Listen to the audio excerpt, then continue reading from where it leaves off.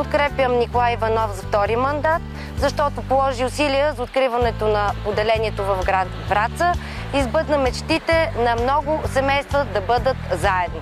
Според моята статистика, която се опитах да направя последните 15 години, не се сещам за кмет, който да е направил повече за този град и с по-голямо желание и любов, отколкото той. Аз съм за това, което се случва и подкрепям Николай Иванов.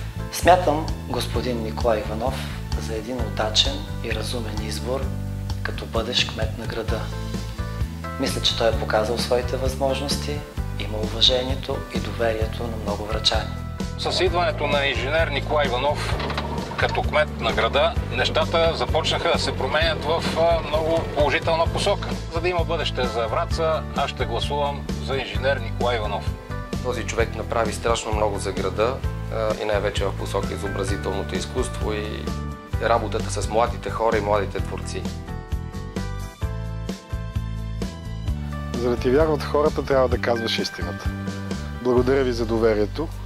Нека продължим заедно, защото Враца е кауза. Купуването и продаването на гласове е престъпление.